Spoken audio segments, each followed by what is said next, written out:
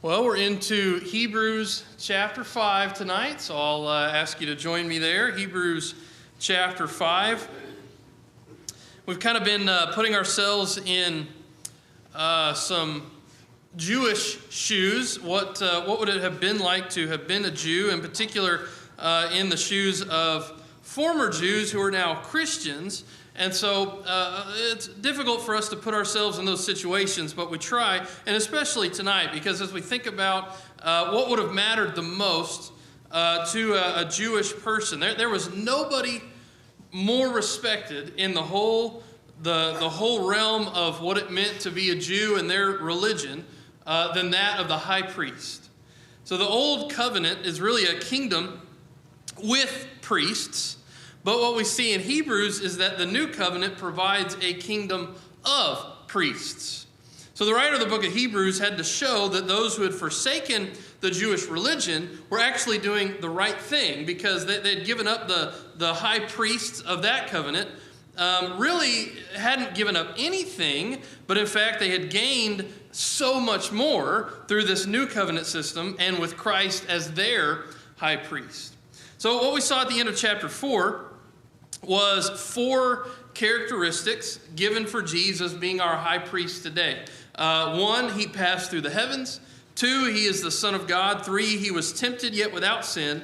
And 4, he is at the throne of God to give us grace and mercy to help in time of need. So that was verses 14 through 16. Basically gave us 4 reasons, 4 characteristics of Jesus being our high priest. So in chapter 5, we continue that theme and see the qualifications and functions of an Old Testament high priest, and then compare that to Jesus. So what we're going to find here in the first few verses is the general qualifications of a high priest: that he was taken from among men, that he had to have something to offer, that he served as a mediator between God and man, that he must be acquainted with the weaknesses of man, and that he was appointed by God. So he's going to go through and break those down as a human high priest, and then compare that to Jesus as our high priest. So we'll start in verse 1. For every high priest chosen from among men is appointed to act on behalf of men in relation to God, to offer gifts and sacrifices for sins. So if you remember back in chapter 3, we have Moses brought up. Moses, of course, is not a high priest, but he was a mediator. However, now we're thinking more about Aaron, who was, of course, the high priest under the Old Covenant. But the phrase every high priest would not just include those of the line of Aaron, but also of the line of Melchizedek, as he's going to bring up. So he says every high priest, everybody has to qualify by this, verse 1. Aaron and all of Israel's high priests were qualified by the fact that they were taken from among men, chosen from among men, verse 1. And they were appointed for men. Not only were they chosen from among a group of men, but they were appointed to serve men, to officiate, to intercede on behalf of their fellow man, mankind. And so the high priest, what we see in that statement is just the high priest is needed by man. This is not something God needs. This is not something he requests or that he needs. This is something man needs. So they were mediators from man to God. And then he says they offered both gifts and sacrifices. Maybe we might pass over that phrase in a normal reading of this, but we can understand that those are 2 different types of offerings. Gifts, of course, well, it's a gift. It's a free will offering, like a thank you offering. And a sacrifice would, of course, be that specific offering for sin. And so both are listed there. That phrase is going to be used again in chapter 8 and verse 3 and chapter 9 and verse 9. So it's something that they would have been very familiar with. Verse 2 reads, "He can deal gently with the ignorant and wayward, since he himself is beset with weakness." So this is where I want to get some discussion going. So he's talking about the high priestly system. But why? He's not actually talking about how it doesn't work quite yet. He's talking about how it does work. Why would God set set it up this way in the first place? Why does he use a human high priest to serve other humans? And what's actually good about that system, according to these verses? What do you see here? John? Well, the high priest was needed to set the example of what was to come, anytime. Right, so it needed to set the example. To help the people understand that they needed a mediator. So they had to see that they needed to go through somebody. They needed to get to God. They needed a mediator. Yes, two really great reasons. That's why God did it. What else? Brad? Proverbs 2, I've got the New King James Version. Says he can have compassion on those who are ignorant and go astray, since he himself is also subject to weakness. So that's a forerunner, I think, of Jesus, because he came to earth and he knows our weaknesses. What we go through, he was tempted in all points just as we are, and was without sin. Right. So with these guys, these are just humans, Right. and they are subject to sin. They are subject to weakness, falling to temptation. And so he actually, yeah, you're right. He had just talked about how Jesus, in verse 15 of chapter 4, put himself in that position of understanding our weaknesses, yet did not fall to those weaknesses. Now he says every other high priest, of course, did fall to weaknesses. So how is that a good thing? What can that actually help them with, or why would God do it like that? What else would you say?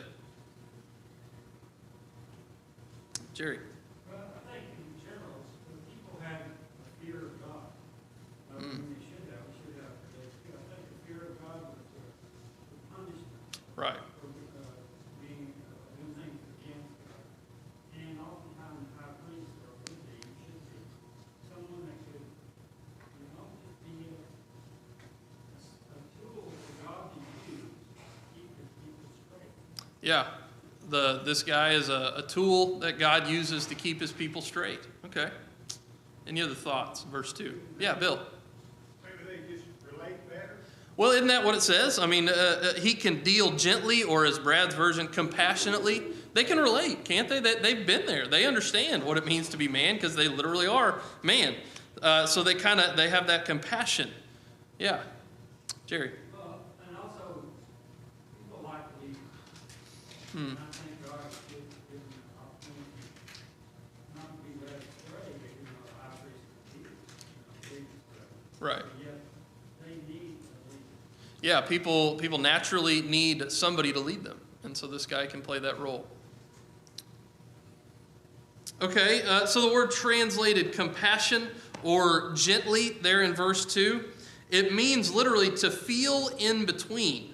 So in other words, he's not going to be too strict or too lenient, because he knows what it's like to be where the people are, to sin, to give in to temptation. He understands what it's like to be ignorant. He understands what it's like to be wayward, to yield to temptation, because he's a man just like the people that he is serving. So he could feel for others because he had been tempted. And so that's one of the benefits, or at least one of the reasons there. But also on the other end, several of you brought out this idea of the high priest being the leader, also puts him on the shoulders of the high priest the responsibility of judgment. He was to do that job in the leadership role, the judging role. But in that role, he could have compassion, and he could bear gently, and he could judge honestly. So even in the very act of judgment, though, the high priest fell short, because apparently many of them had not been doing their job. They were too lenient throughout that system. Because of God's commands to deal with idolatry, you see how that was over and over ignored. And so clearly this was something that was part of the system, the breakdown of the system. But this was what they were supposed to do, is to deal with two groups of people. So he lists two specific groups. First of all, he calls the first the ignorant, those who through neglect they were ignorant. They didn't know God's word. Look at chapter 9 and verse 7. Hebrews chapter 9 and verse 7 says, "But into the second only the high priest goes, but once a year, and not without taking blood, which he offers for himself and for the unintentional sins of the people." So there was this idea that they sinned without even knowing it. I mean, they didn't even know what they were supposed to do, and they messed up. And so that's part of the role of the high priest, was to offer and deal with the ignorant. But then he also lists the group, the led astray or wayward. These are the misguided. These are the erring, those who know God's will, but they're tempted and they fall away. And so that's really kind of the group that the Hebrew readers are falling into. They're starting to fall away even though they know better. So it's interesting that he brings that up because, a first sin always leads to a second, and it makes it easier and easier, and before you know it, that's where you are. You've fallen away. Jerry? I was thinking of the Supreme Court today. The Supreme Court. I was thinking of if we have the number that we have accountability, but yet there's a law that we're supposed to uphold the law. Mm. And in the case of the priest, the high priest, and he wanted to mislead his people, and is there an accountability for that? Is there a second high priest? You're out of place. That's a really good question. For anybody there, would the people be at fault or be blamed for something that they were led into for a false against God? Would they actually be looked up on as ignorant sheep and be not judged on that ignorance? Okay. Judged on the ignorance of the priest leading them wrong? So let me pose that back and see if you guys can think of some examples. I can't off the top of my head. I heard really two questions there. If a high priest leads the people astray, are the people to be blamed? But also, if the high priest leads people astray, is there some kind of check and balance to keep him accountable? Anybody have thoughts on that? Have an answer for that? I can't think of any examples off the top of my head, John. I think the verse you read just a minute ago kind of covers some of that.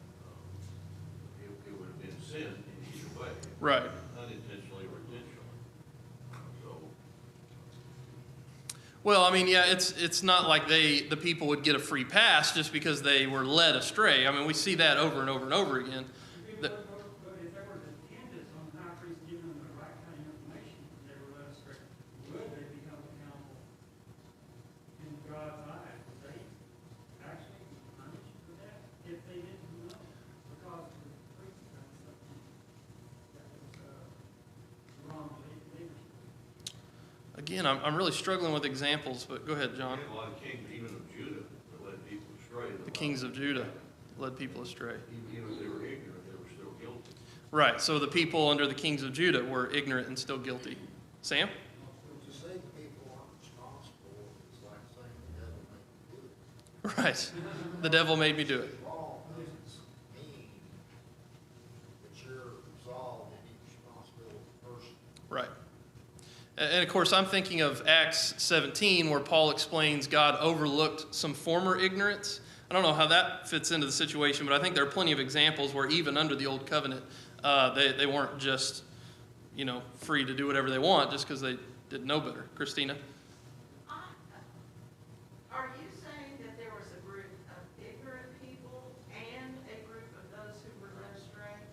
It looks like to me those are the same people. Well, yes, and I don't think he necessarily means two different groups. I just think a part of the same group, some are ignorant, some are wayward. So he can deal gently with both, the ignorant and the wayward. And I suppose we could read it either way. But yeah, I think it is the same group of people.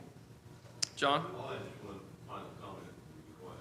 The other priests should have been there if the high priest came up with some sudden new thing.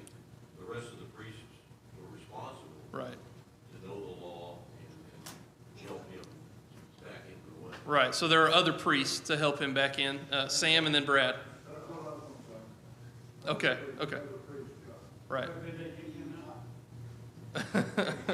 Go ahead, Sam. I was gonna ask you something you said this morning, talking about it falls on the ignorant people. And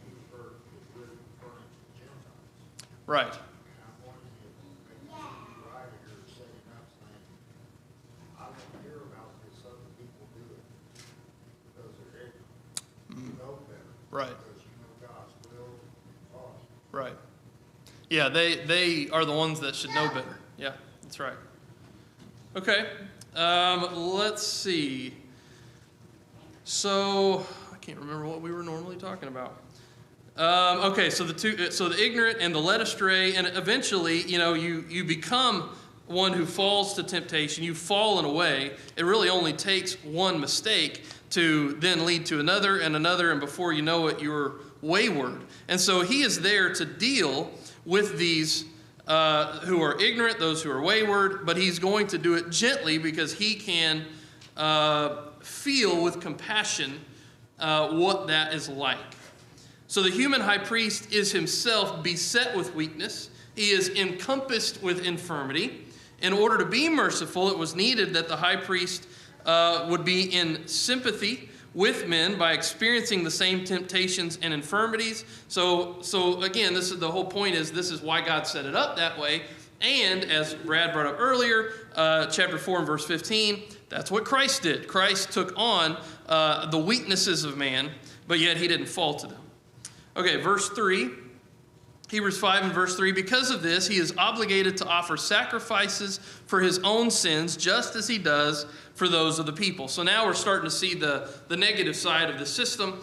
Because of this, meaning because the high priest was human in weakness, he is obligated to, well, he's got to have a sin offering too, right? He's got to figure out how to atone for his own sin while also atoning for the people. We won't read it. I don't think we'll have time, but there are many situations where this applies. Of course, once a year, on the Day of Atonement, the high priest offered sacrifice for himself and then for the people. You can read that in Leviticus 16. And he reminds them by reminding them of this obligation of the high priest because he needs them to remember how inadequate the Old Testament system is. Your leader, the guy you were supposed to be following, still messes up, and he still has to offer sins for himself. And so don't you remember that that's part of this system that you Hebrew Christians are maybe wanting to go back to.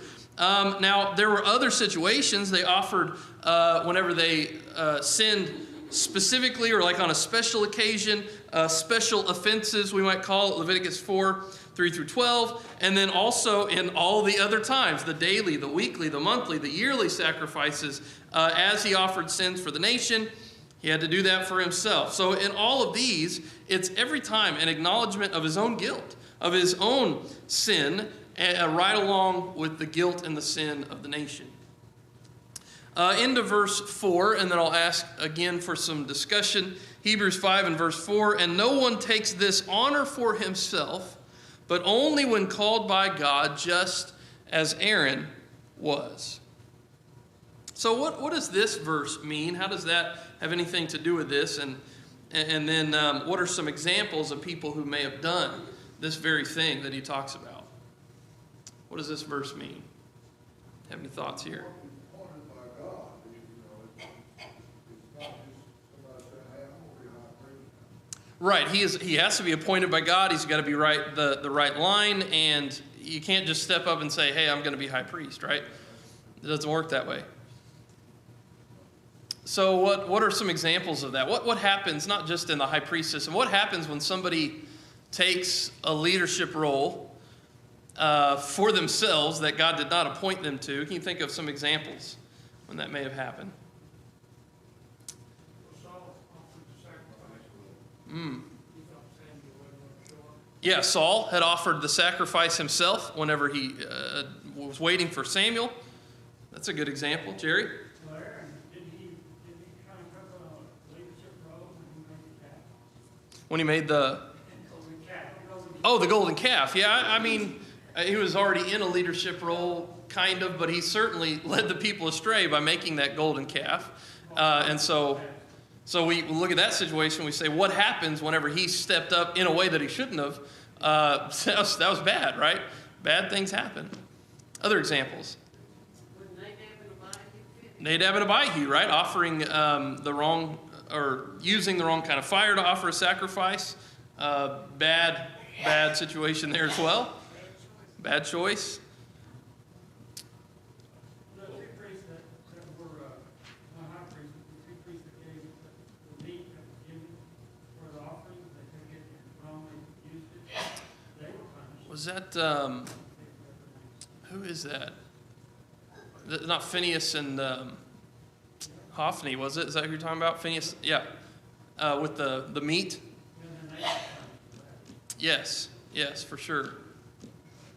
I thought of Korah. I mean, that's one of my favorite examples. I just love picturing that scene, like something out of a movie. I mean, the earth just opens up and swallows up Korah and all those who had tried to take on the leadership role. And said, we're done with Moses. We're done with Aaron. This isn't going our way. We're going to take charge. Hey, everybody follow us. There they get swallowed up in the earth. I mean, just over and over and over again, when people try to step up and take an honor or take a leadership role that they have no business doing or God did not put them in, bad things happen. And so this is what he's talking about. No man is going to take this kind of honor for himself. God has to put him there. God places him in that leadership role, and anybody that attempts to do it in a different way is going to be punished. I like this verse because I think there's some correlations between what we have in our New Testament system. It works the same way, or very similar way, that God chooses who leads his people, right? I mean, if you think about it, the Old Testament, God chose the high priest. We might compare that to our New Testament shepherds. That may be the closest thing to maybe a high priest of an Old Testament system, in that they are an example. They are our authority under the new covenant. And so we think about, well, how does that work? Well, nobody, not just anybody, can step up and say, well, I'm going to be an elder from now on, and you're just going to follow me. Of course, that doesn't work that way. They have to be qualified. There are certain characteristics that God has provided, and by means, those are the characteristics he chooses as leaders. And so nobody unqualified can step up and just take that honor without some kind of consequences to be had. Sam and then John. It strikes me that what he's doing here is right. He's taking dead aim at the Jews and trying to lead them back to the Judeo-Semitic. Oh, I like that. He's aiming at those, the Hebrew listeners are having some influence wrongly by the Jews of that day, leading them back into that. Yeah, he's aiming at them. That's good. John? I was going to point out when you said God chooses who leads and how they lead. By the time Jesus comes on the scene, the Romans were really in charge of who was the high priest.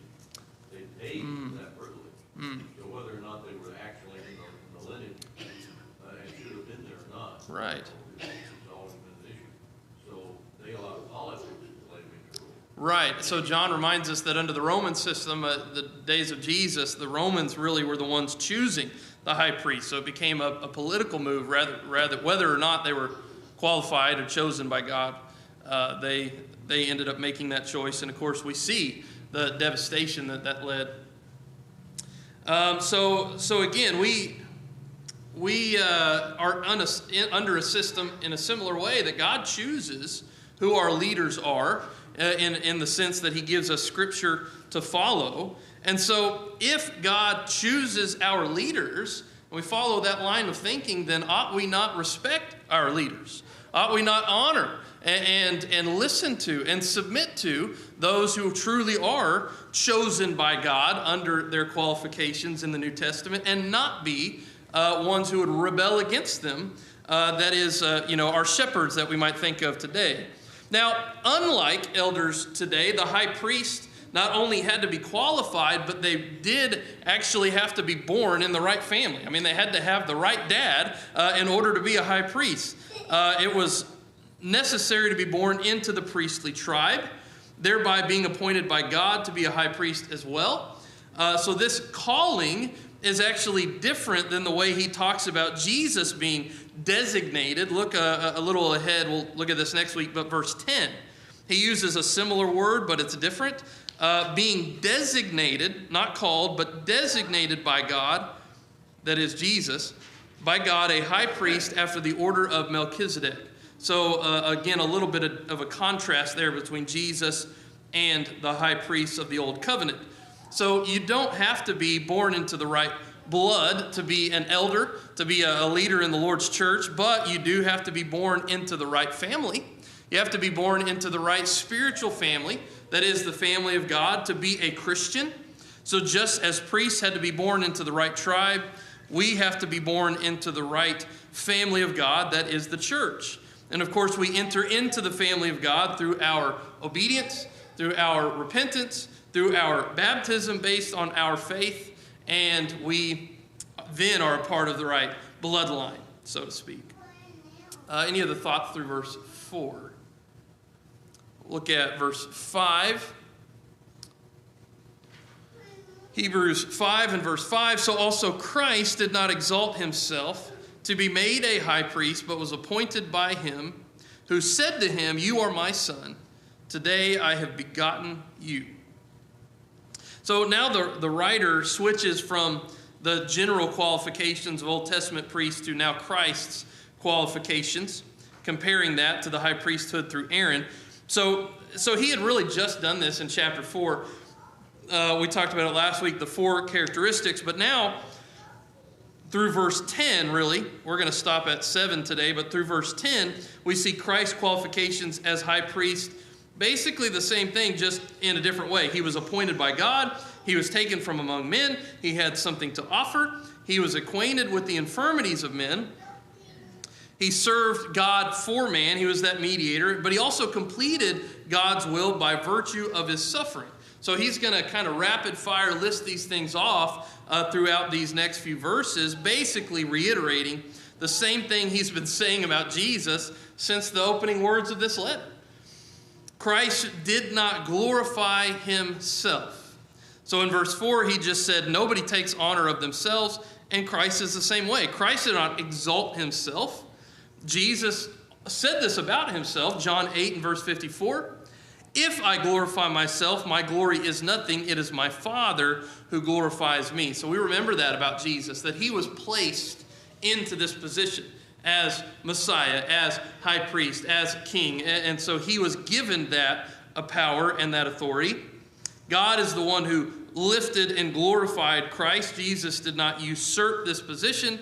He did not take it and claim it as his own.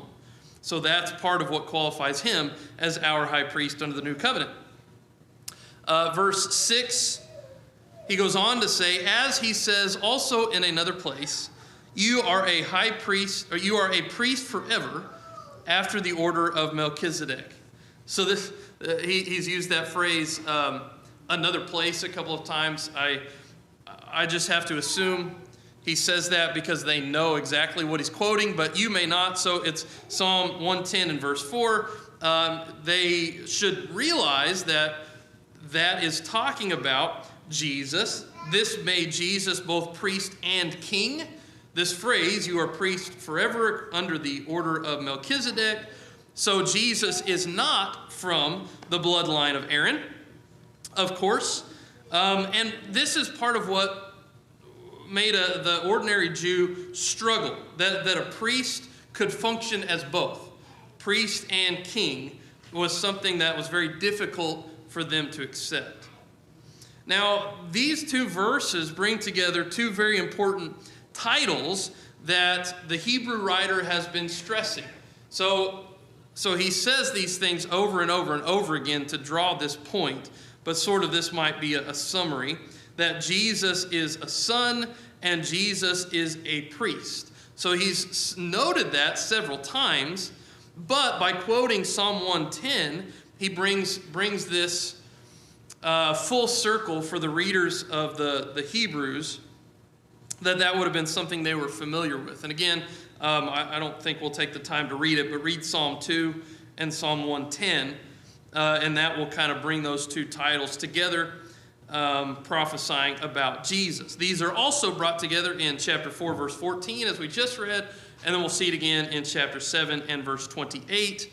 Maybe just as a teaser, let's read that. 7:28, for the law appoints men in their weakness as high priests, but the word of the oath, which came later, then the law appoints a son who has been made perfect forever. So again, he's going to keep reiterating those titles. Verse 7, Hebrews 5, verse 7, in the days of his flesh, Jesus offered up prayers and supplications with loud cries and tears to him who was able to save him from death, and he was heard because of his reverence. So when it says that Jesus offered up, this is actually a pretty reoccurring phrase throughout this letter to the Hebrews. It's actually used 16 times. And it always brings to mind the priest offering up. But in this case, he talks about offering up prayers and supplications.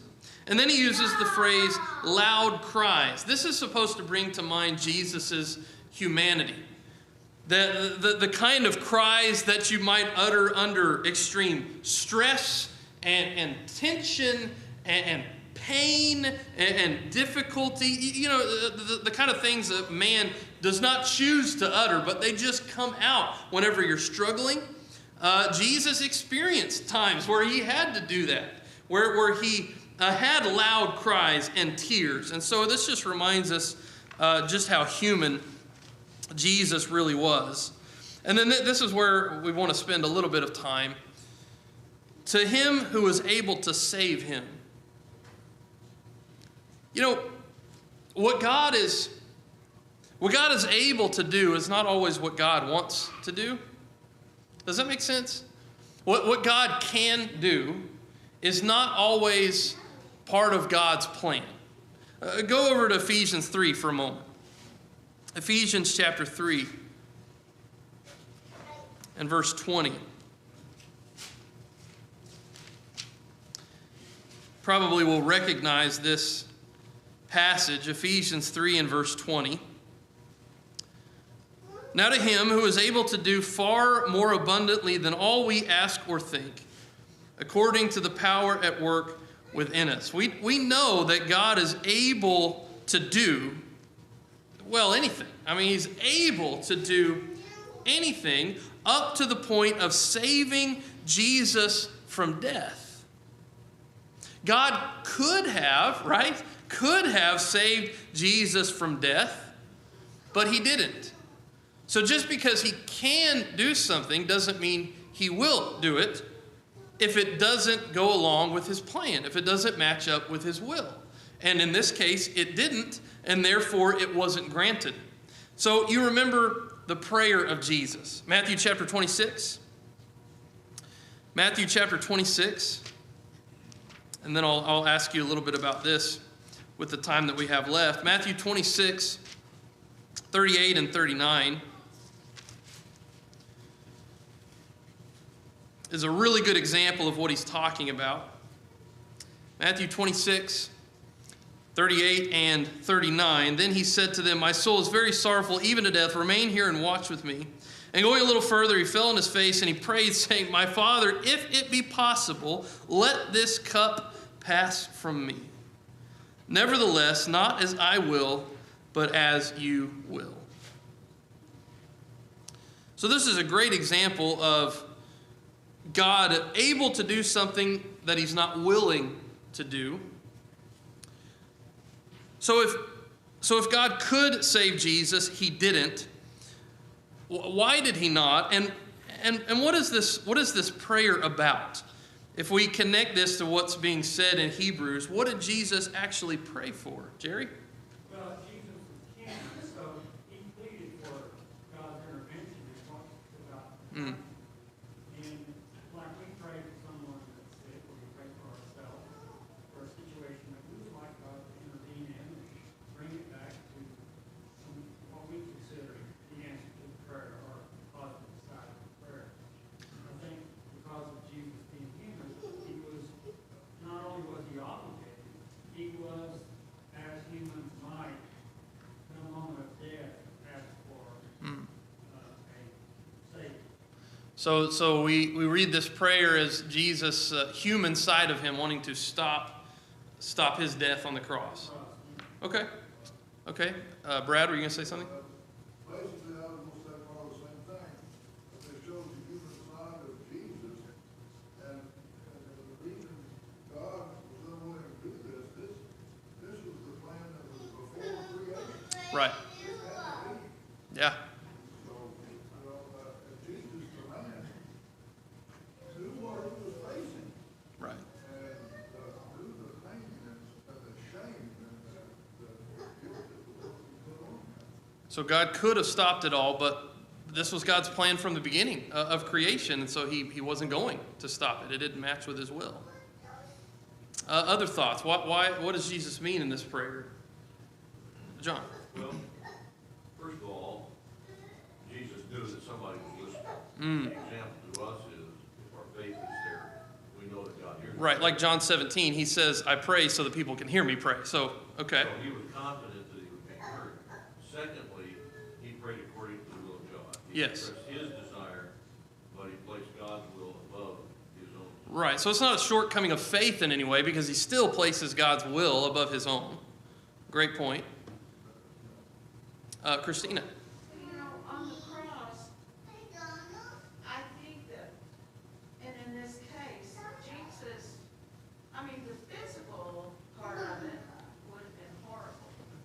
But Jesus was going to suffer spiritually in a way that no one has ever done and no one can ever do Yeah. except for him, because he was dying for people that today, even now, Right. reject him. Right. What a spiritual burden. Yeah, so Christina's saying it's not just about the physical death, but the spiritual burden that he's about to take on. Any other thoughts? Jesus' prayer. I'm not going to present this as if I could say for certain. We're just going to call it some theories. What is Jesus really praying for when he asks the cup to be taken away? This just comes from our material, but here are some theories. One, it is for deliverance from giving into death spiritually. So maybe it's not the physical death, but he doesn't want to give into death spiritually. He was praying not to die of sorrow before the cross. The cup represents Satan's forces, someone suggests. Another suggests he was praying to be brought out of death into life safely. So it's not that he wasn't wanting to forgo the whole process. He just wanted to get through it the way that God's will intended for him. So save him from death literally is saved him out of death. Thus, he would have been brought out of death into life safely, talking about the resurrection. Another idea, he prayed for a shortening of the agony and sorrow in the garden. So in a lot of other situations, that word cup, and that's the struggle. We don't exactly know what he means by cup, but in a lot of other situations, it does refer to agony and sorrow, not necessarily the pain of the cross itself. And then another maybe idea would be the extreme desire of deity not to be separated from deity. And I like that one the most because that's the biggest part, I think, as Christina was bringing up. That's the biggest part of going to the cross. It's not the physical suffering alone. It's the fact that God is being separated from God, something that's never been done in the history before. And so that might have something to do with his prayer. But assuming that it is referring to going to the cross, if Jesus cried out and he was heard and he was answered, then the question still remains, why did he still die? Well, some possibilities about that as well. His prayer was answered. It was just answered no in terms of God's will. And of course, he allows for that. Your will be done, God. He was heard out of his reverence, as the Hebrew writer suggests, his godly fear, his reverent submission. And also the true answer, he did answer his prayer, but the true answer was to give him the cup anyway, and thus accomplish through him what he had planned from the beginning of time. So to save him from death would have not answered the prayer, because then it would have not been by the will of God, right? So his prayer was answered because God did what his will intended. So I thought those thoughts were interesting. Any thoughts about that, Sam? Well, I'm not saying this is what I believe, but I wonder if what he's saying is that his human side doesn't want to go through the physical and Right. Protected, not only by the Jewish people, but by his own disciples. Yeah. But he knew what God's plan was because he is God. Right. And so we'll go through with this. Right.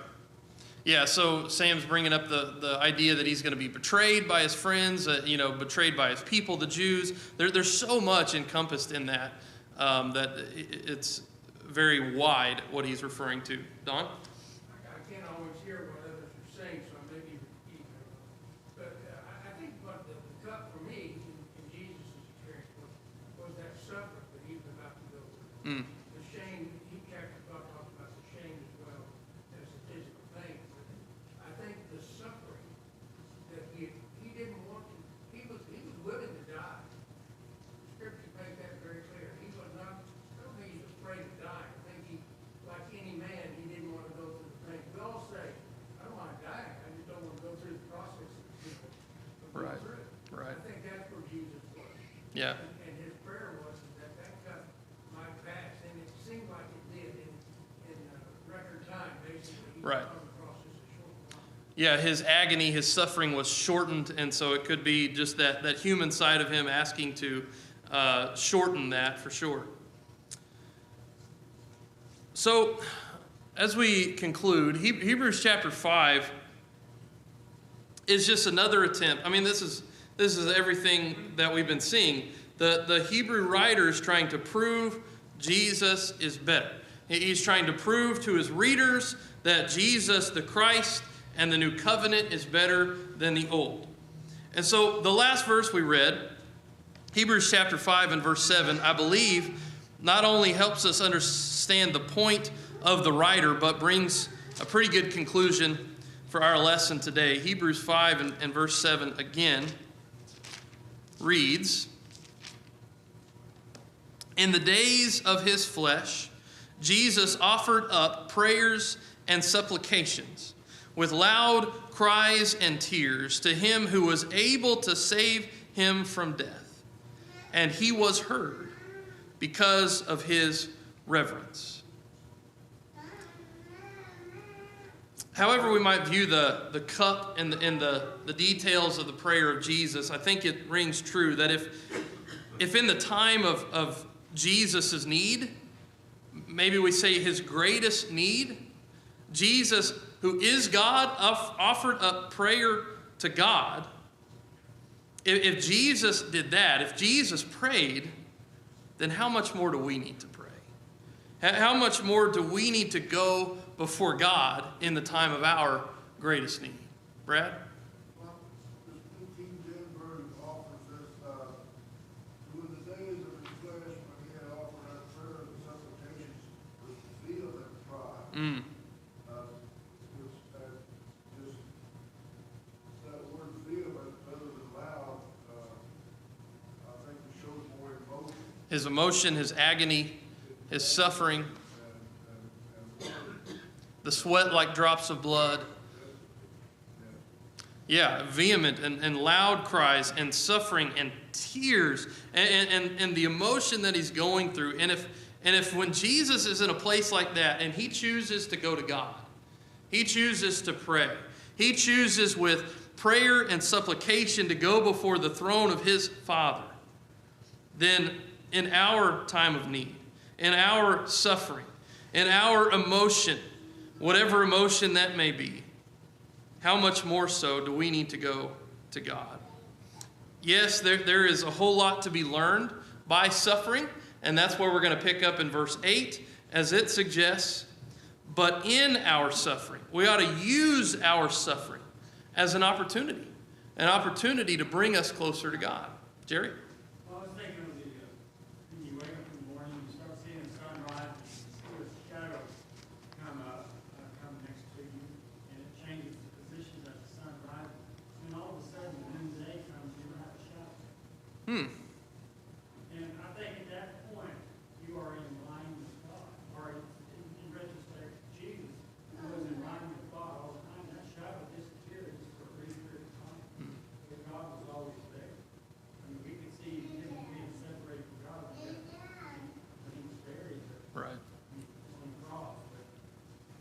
but he was always there. And we need to remember that as well, that in our suffering, let's follow the example of Jesus. Remember that God is always there, and we need to go to God as well. Okay, Brennan.